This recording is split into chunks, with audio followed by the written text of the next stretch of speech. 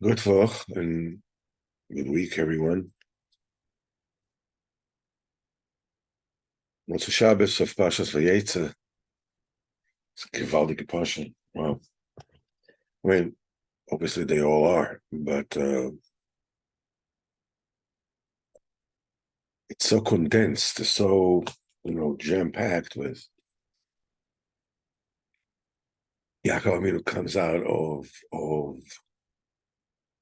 leaves his father's house after in Beersheba, leaves his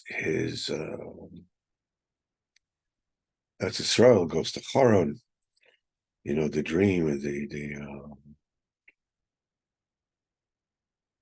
letter going, and going to Haran, marrying the sisters, all this story with Lavan and some amazing, obviously, jam-packed. You were like 22 years packed into 1 week's parsha. Sorry, 22 years. So there's one thing that, maybe we can talk about a little bit. Something interesting. At the end of the parsha, Lavan chases after Yaakov Avinu. He blames him for stealing his idols. Well, Rachel did it. He didn't know about it. And he searches and doesn't find anything. Yaakov Avinu really gives him the what for. He really gives him the dickens. I mean, he's like, basically wipes the floor with him. And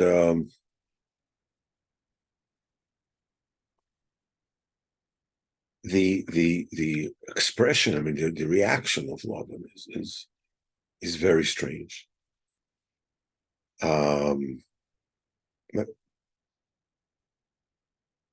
Instead of, I don't know, being insulted or anything, whatever,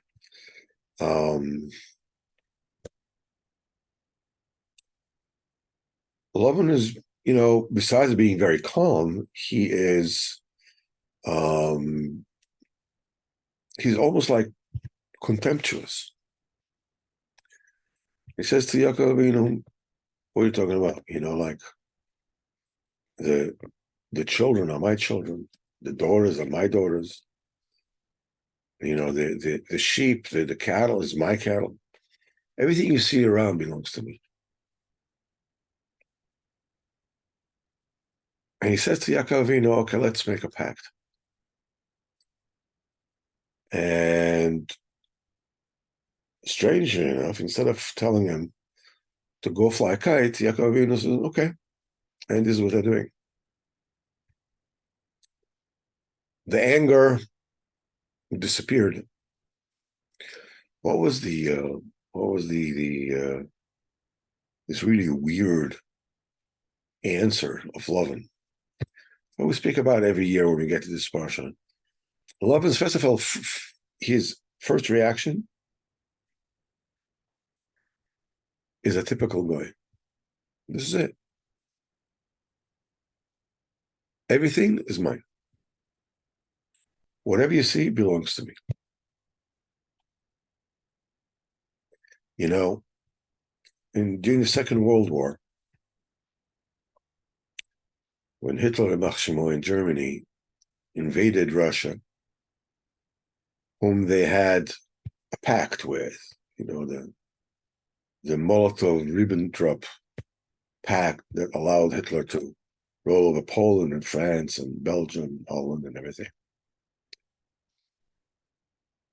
So Hitler invades Russia.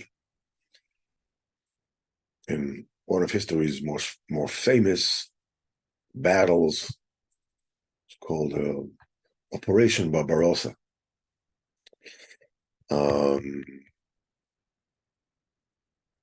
And Hermann Goering has drawn up the German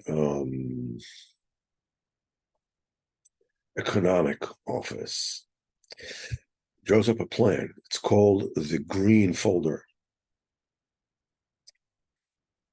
The Green Folder outlined a plan, whereas Germany is going to conquer the southern part of Russia, which includes the Ukraine, the Crimea, which they did. And the idea was that, all the foodstuffs of Russia, nothing grew up, in the northern Russia where Moscow was and St. Petersburg, where nothing grew there.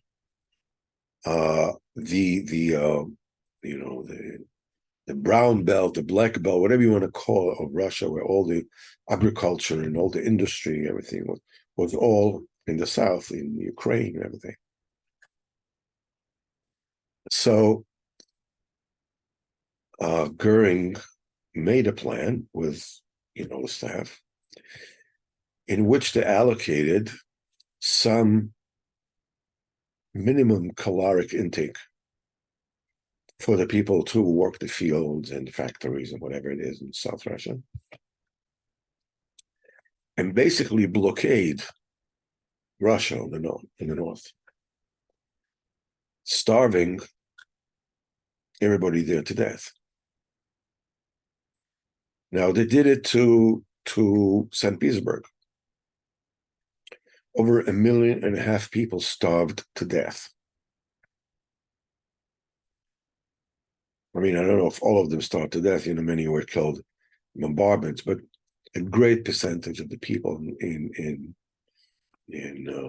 St. Petersburg, whatever it was called, I think Leningrad, were starved to death. The idea was to starve the entire Russia, I don't know, 100 million people, whatever, starve them to death. Why? Because Germany they figured they needed this food. This is what they and when he was faced with this, with the Green Folder, it's probably the most draconic, plan ever planned, that they didn't get to implement it, plan by any country, anytime, anywhere. So, how could you? This is, we needed it. You what? Yeah, that's a goy. I need it. And therefore, your needs, your rights, your whatever it is flies out the window. We needed it because they had a plan. We had whatever it is that they had. That's Lovin. Lovin comes around and says, it's all mine. Everything you see here, it's mine. And the amazing thing is that Yaakov Avinu actually did not take anything from him. He made very certain not to take anything from Laban. The deal was that Laban's sheep and flocks and whatever it is would only be the basis, and Yaakov Avinu would take only certain offsprings, the brown ones, the spotted ones, those that will be born later. In other words, nothing Yaakov Avinu took belonged to Laban. Nevertheless, Laban's children said, look, Yaakov Avinu, the minute he struck it rich, they got this jaundiced eye on him, says that everything he took from our father. I mean, these Jews, all they care about is money. So why does Yaakov Avinu agree to a pact with him? You can say that what was actually going on, obviously, it's not a physical war between them. It's a spiritual war. After Yaakov Avinu have taken whatever it is that he needs to take from Esav, and he won the battle between these two, between him and his brother. He was now faced with a new adversary, much more formidable, in the form of Lavan. Lavan is a Yetzer Hara that we'll speak in Sichos Haran tonight. Is a Yetzer Hara of a different level. Esav, red, is Yetzer Hara of Mazid, where a person does whatever it is he does intentionally. He means to do it. Lavan represents the Yetzer Hara of Shoigig, of inadvertent. Oops. To the point, on Shoigig, is when a person does Naver B'Shoigig is to bring a korban. So Naveris, that's the Mazid is Kores or, Mrs. Basin or whatever. But Shoigig, you have to bring a korban. So the question is, why do I need to bring an offering, a sacrifice to atone for something that I didn't mean to do? I made a mistake.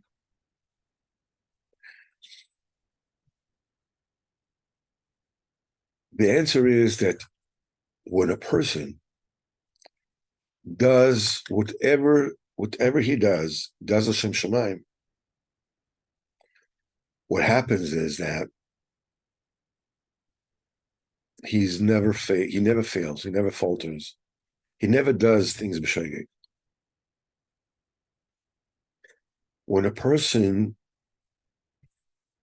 relaxes his standards, let me have a little bit here, let me have a little bit there, get something for myself, for this world. Mazona de gufa, the foodstuffs of the body, as opposed to the foodstuffs of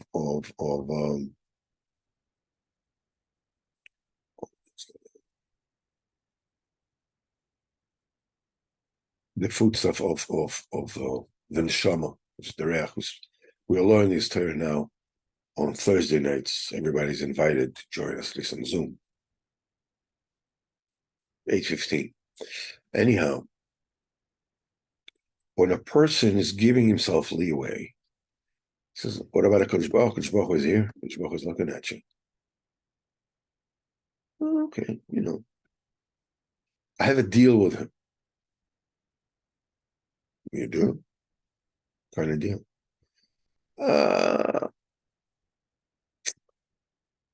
I can't really, I'm not up to that standard yet,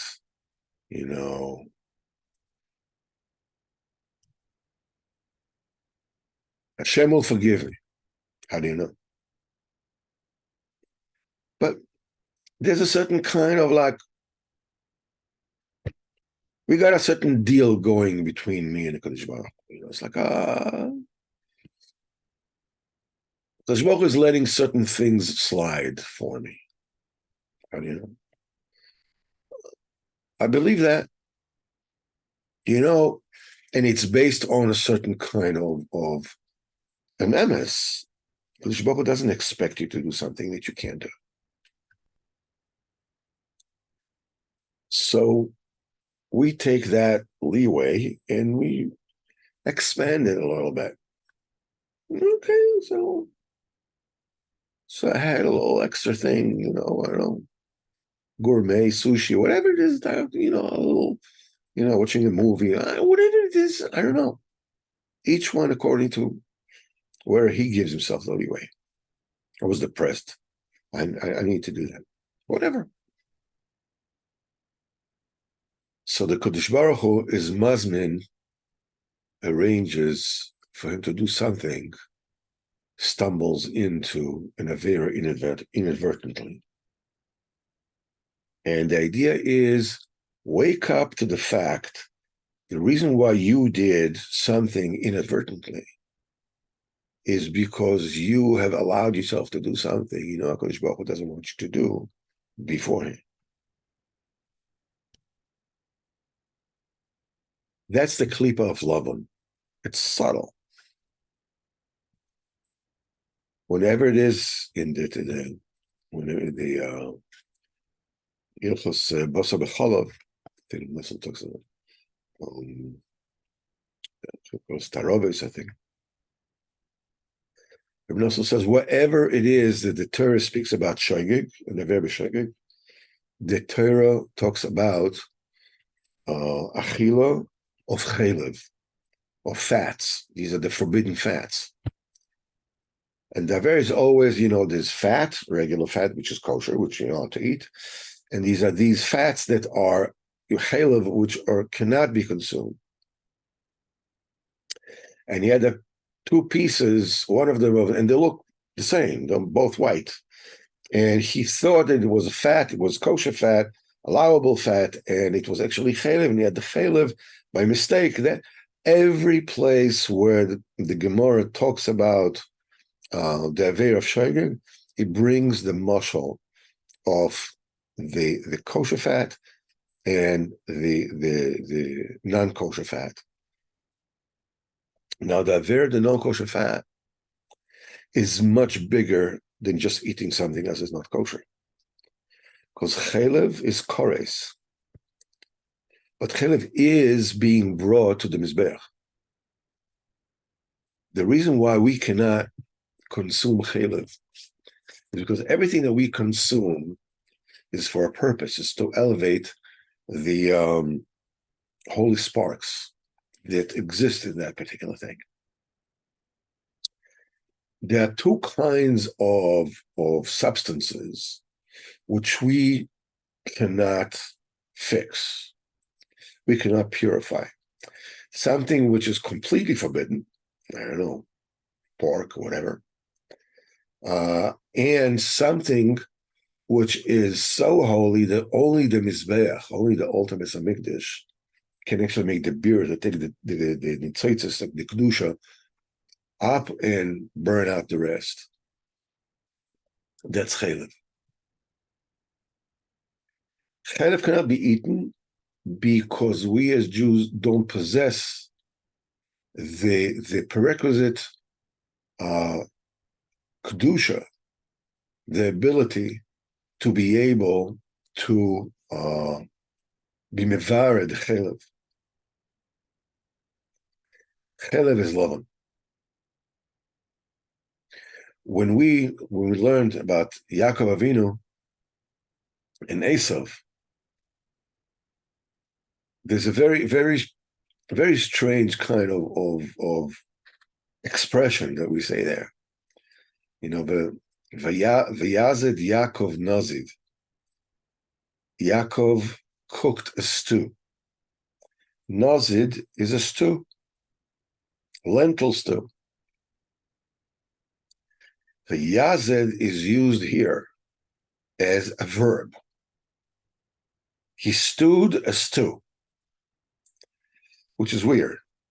It doesn't say anywhere, to chick a chicken or to steak a steak, or to cucumber, or to soup a soup. It doesn't say that anywhere.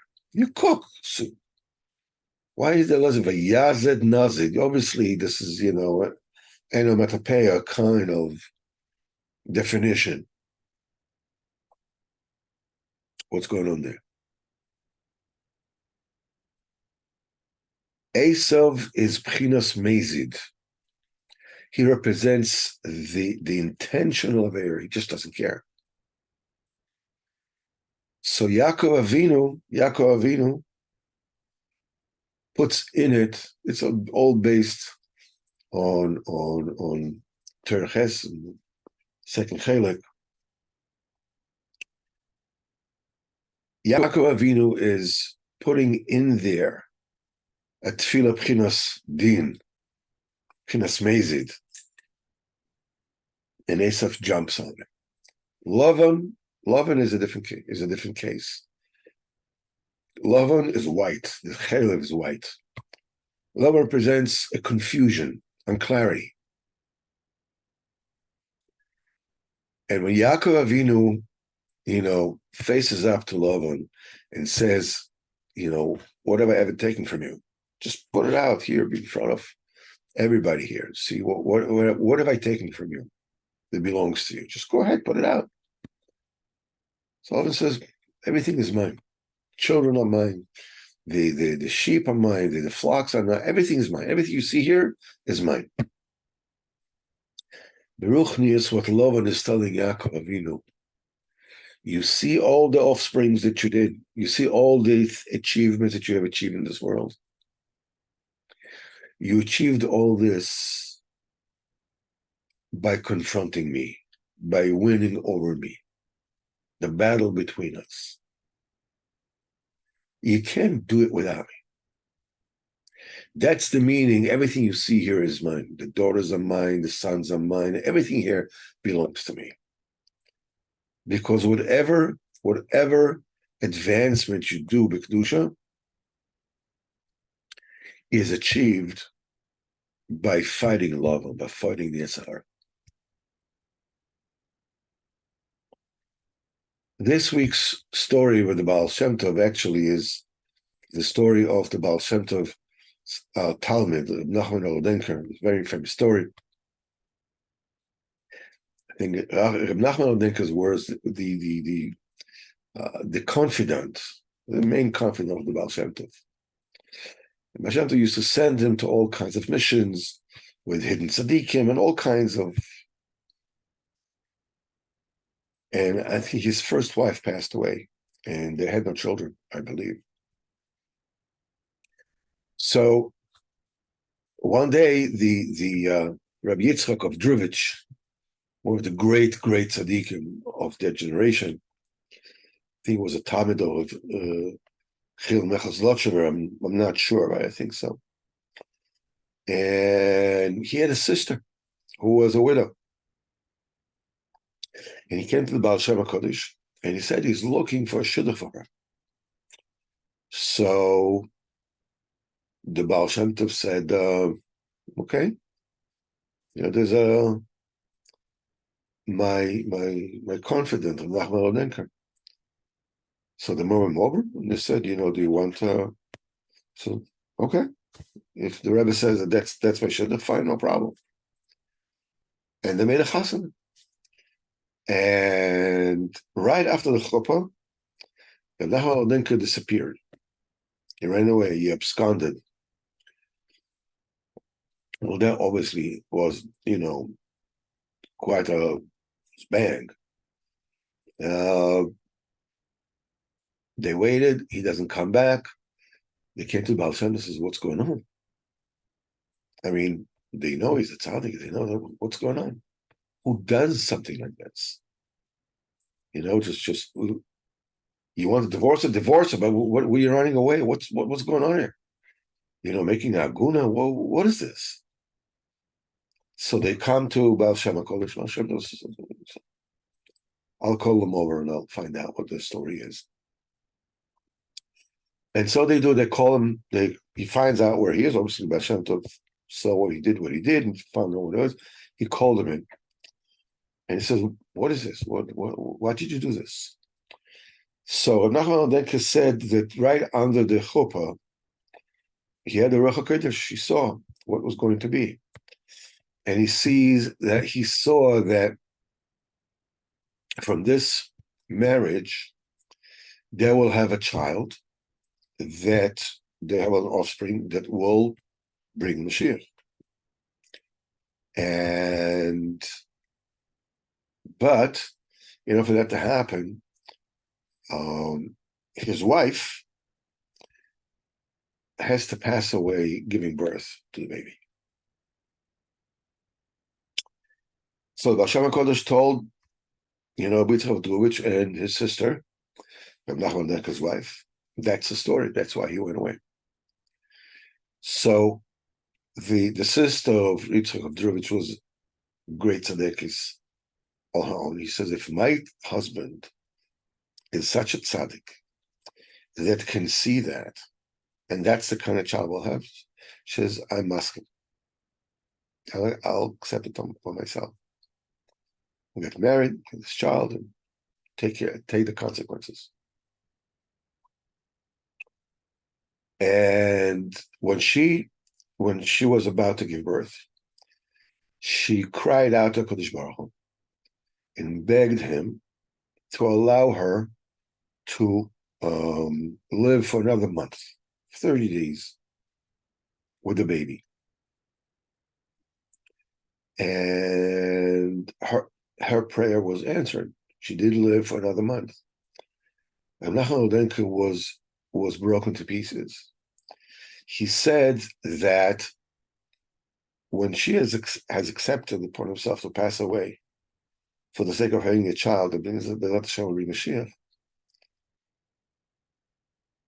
in Shemaim there was such a favorable esrotzim that had she asked to cancel out the Gzera completely, in Shemaim they would have. But she only asked for 30 days, so that's what she got. That's the story of Baal Shem Tov this week. Has a lot to do with Rabbeinu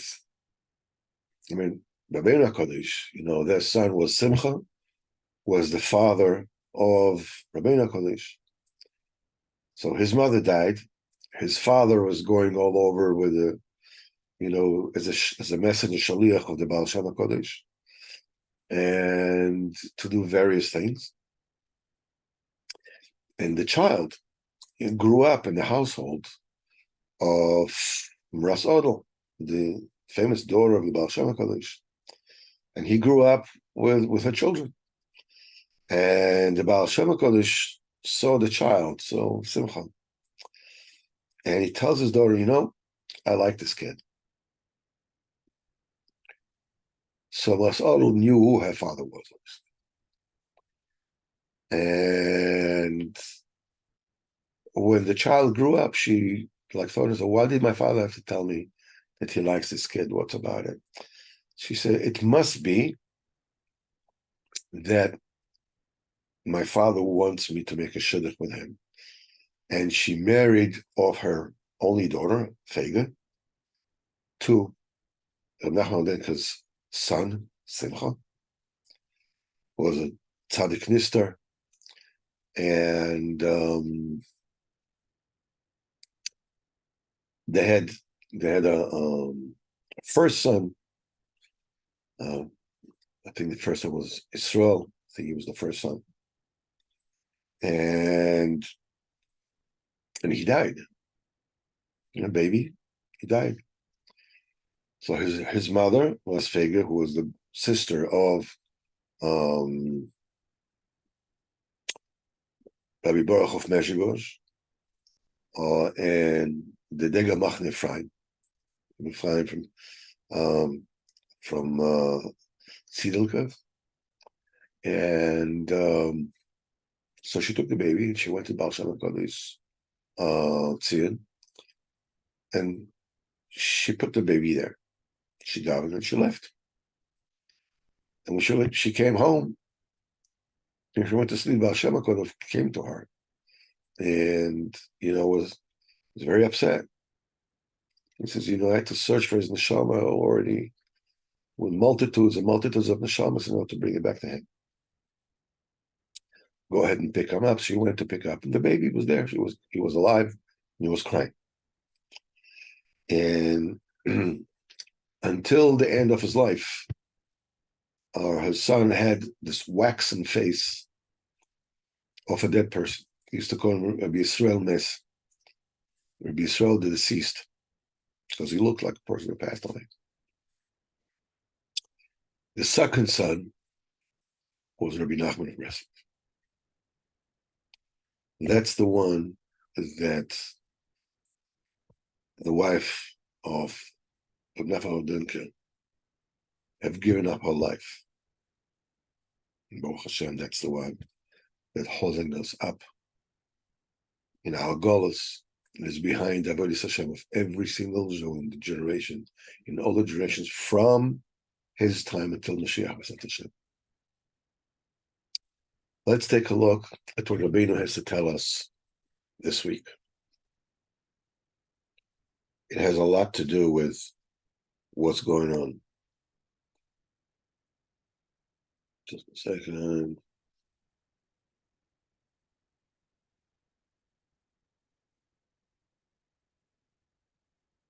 No.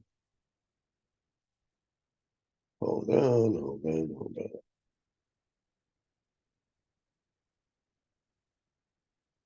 Okay.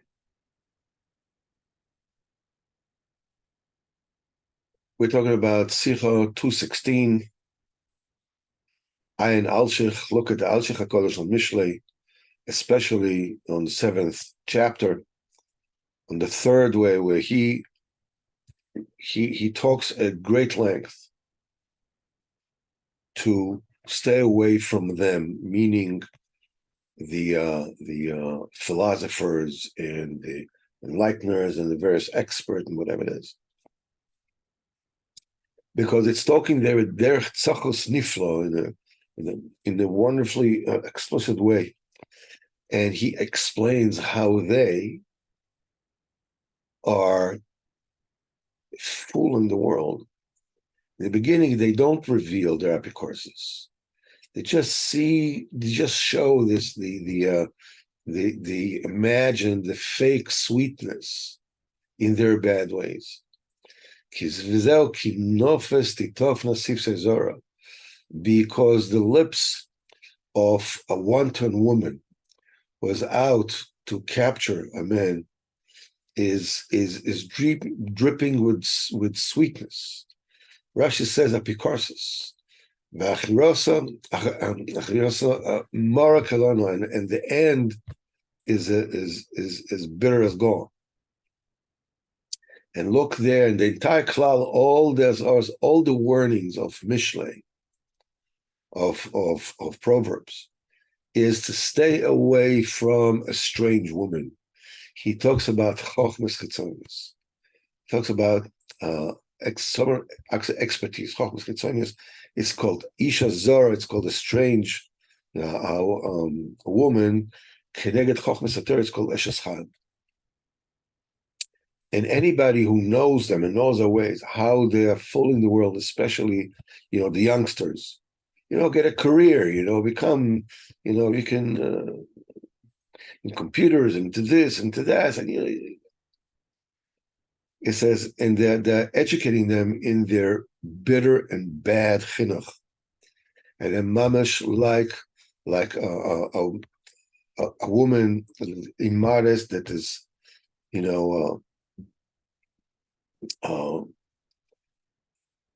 that she puts herself and makes it up, and speaking to Rachel in the beginning, she doesn't show her the weakness of her heart, and she shows herself like she's a kosher woman, and she cheats anybody who is attracted to her.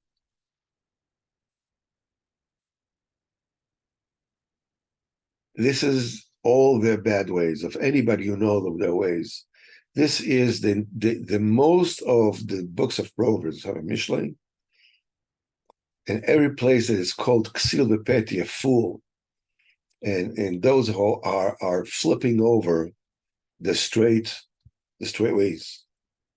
Woe to those who are wise in their own eyes. It says it's impossible to speak about it at great length, because they, in other words, the Apikorsim, they're bringing their proof dafka from Mishlei. That Mishlei is supposedly like a cynical, what they did, Shemirach.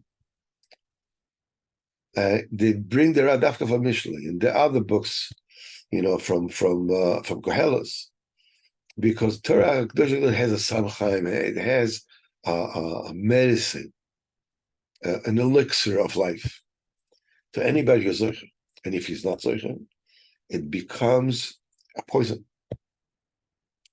Chazal said, "Asher sam Moshe, Yisharim Dorkei Hashem." The ways of Hashem are straight. Tzaddikim yelchu bam. The tzaddikim will follow these ways. Or poshim kashlabam. The poshim, fail in the same ways. That's why anybody who insists on going with their bad ways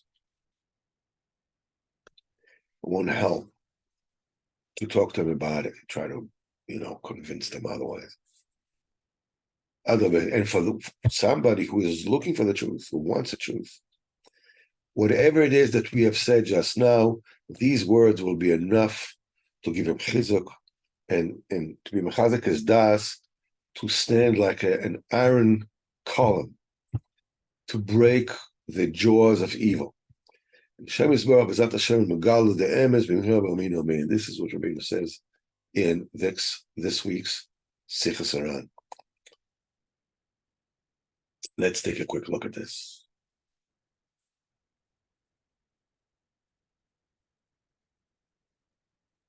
I don't really follow the news. I heard, I understood, they make some kind of a deal, they release some people, Baal Hashem. But you see that the people, Shem Yirachem, nobody can stand in the place of people that have family members who are kidnapped by these Meratzchim, Shem Yirachem. But somebody is giving them horrendous eitzah. Instead of pressing, going on marches in London, in New York, in Berlin, in all these places, these are people, these are families of captives, of hostages. They can be pushed away. Instead, who are they pressing? They're pressing the Israeli government. For what?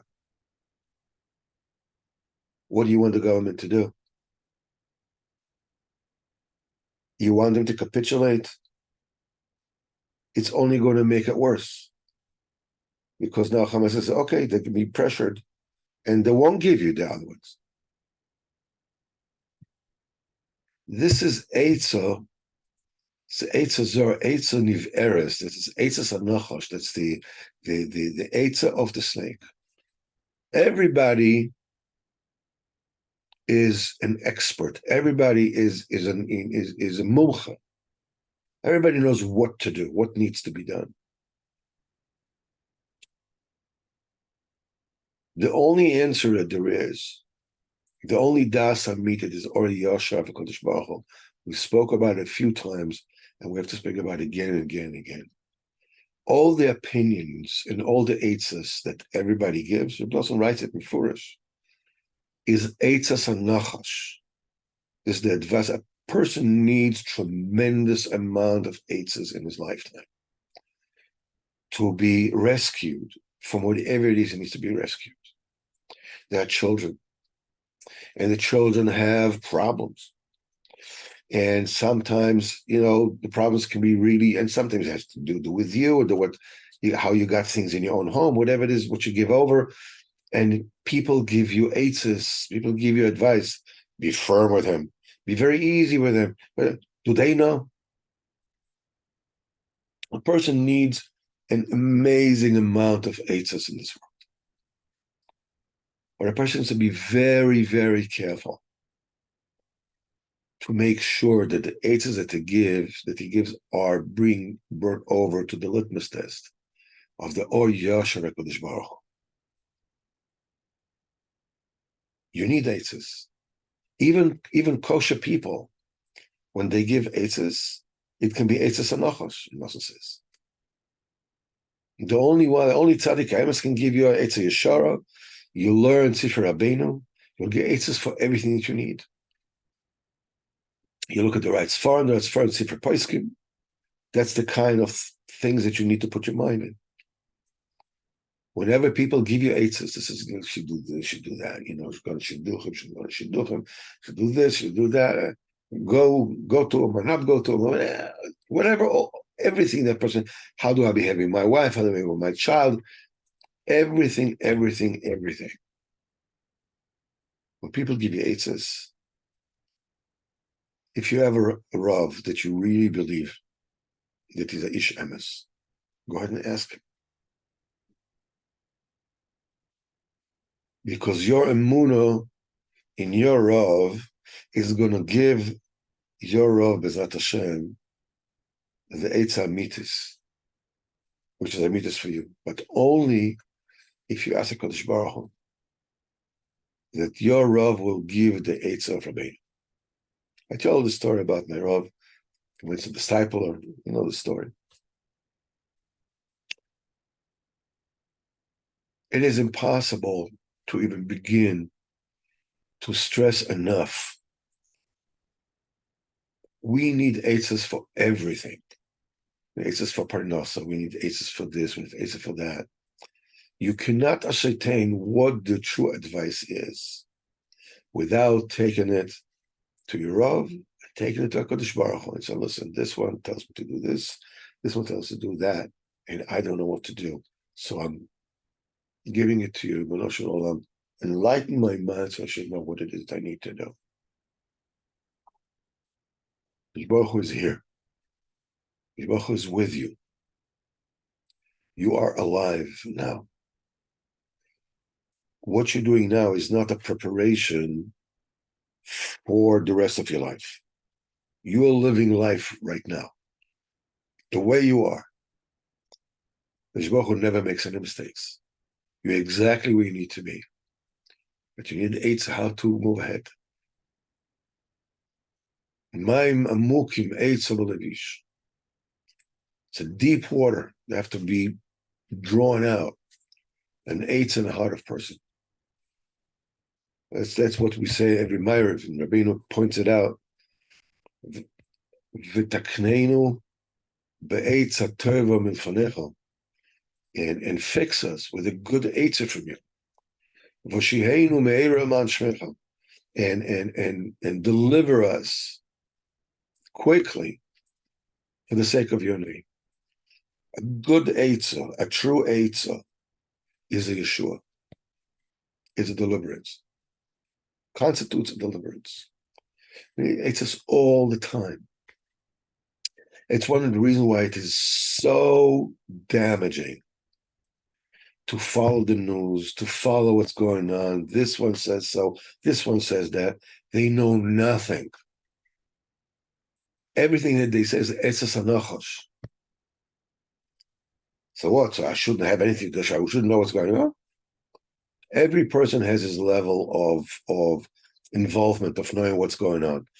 If you have to find out every single day what's going on, so go ahead. This is what you need to do. You need to be in touch with people, obviously.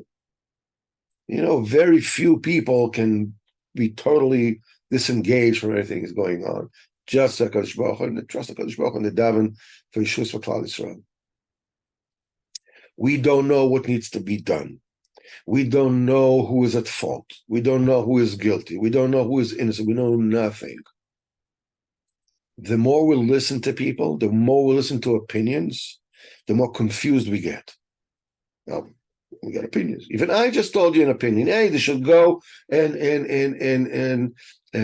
make demonstrations in chutzot. How do I know? I don't.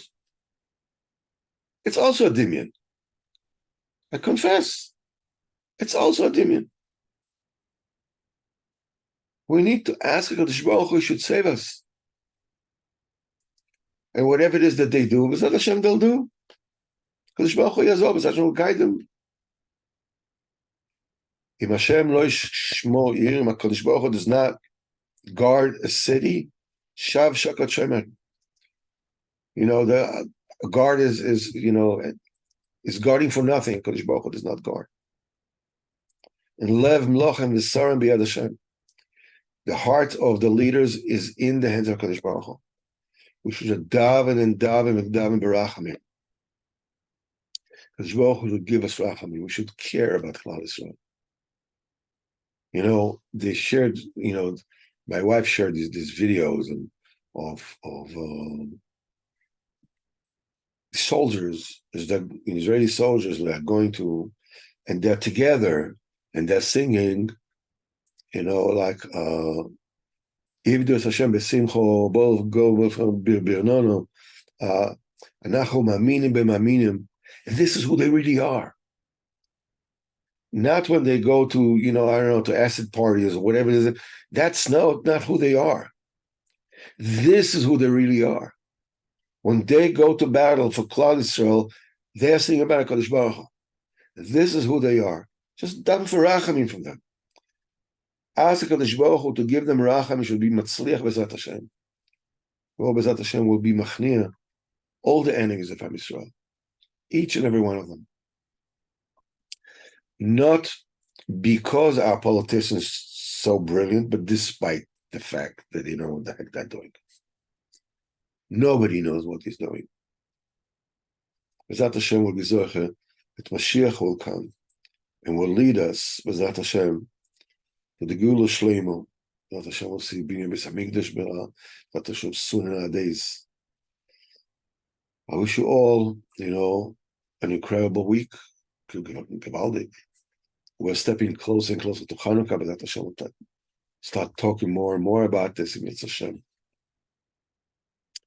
So, Shavua Tov, Chodesh Tov, Shana B'ezrat Hashem, we'll all hear B'seres Tov, B'ezrat Hashem. Kol Tov, Shavua Tov.